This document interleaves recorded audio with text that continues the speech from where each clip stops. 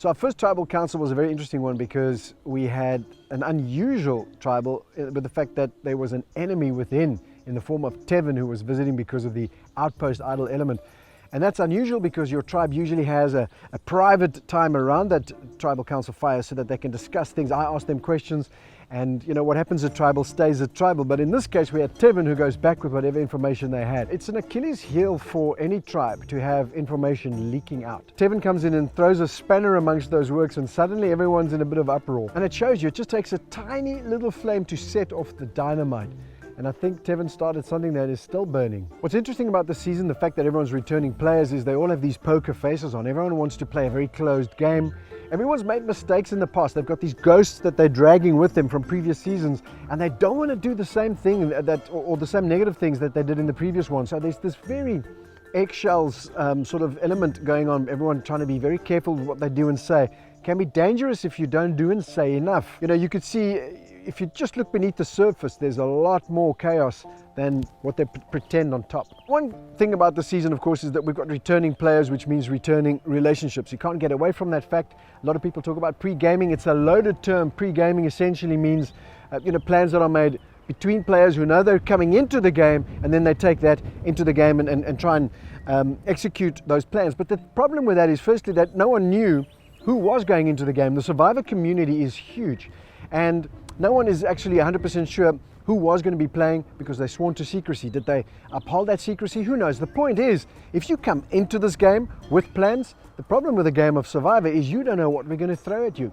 You don't know what's going to change. You don't know what to expect. And if you come in here with an idea that you want to play a certain way, one thing this game has proven time and time again, if you can't change and flow with what the game of Survivor throws at you, you won't make it to the end. Question is, does a partnership with that person or those persons, does it work for this season?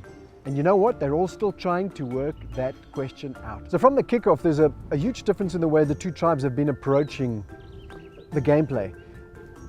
At their first tribal council, Masu mentioned that they felt like they're playing a merge game right in the beginning. And here's the thing, Yontaz managed to have unity on both sides. And of course, Masu's got massive disunity at camp in the beginning of the season, and then that plays out in the challenges.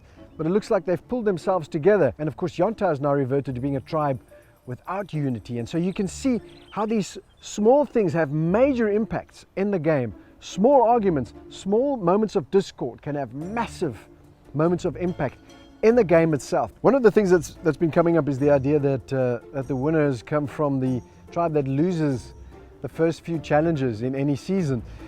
And interestingly, that has been true of the last 4 seasons of Survivor. The thing with that is you don't know if this is number 5 in a row or if this is the anomaly and things change from here on out. And I think what's interesting about returning players is they come with so much lore and myth and legend and then personal experience. Chappies, for example, was on the back foot in the sense that everyone knew everything about Chappies and his character and the way he plays in a full season of Survivor because he made it to day 38. And so no surprise he went out first, for many reasons. But the bottom line is, you can have all this information, you can have relationships, you can have ghosts from the past, but if you can't sift through those and take from that elements that you can use to play a great game this season, it's all wasted, isn't it? And then you're going to be watching back and going, man, if only I had. So all things considered, I think Chappies going out first was possibly the best scenario for the personal feelings of each tribe member, although I know that the whole of South Africa was hugely bummed by the fact that Chappies went.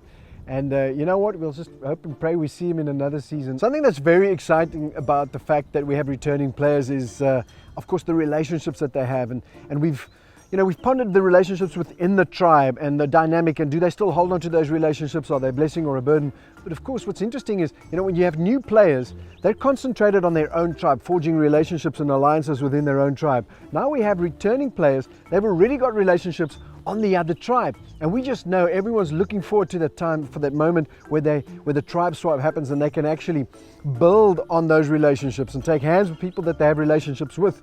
What that also brings to mind is that they have enemies on those other sides, previous negative relationships. And again, I can't wait to find out, is it going to be a blessing or a burden? And the other thing to keep an eye out for is the fact that everyone knows who everyone knows. So there's going to be this incredible showdown, I think, and everyone's going to be watching everyone, and the tension is going to be palpable. I can't wait, can you?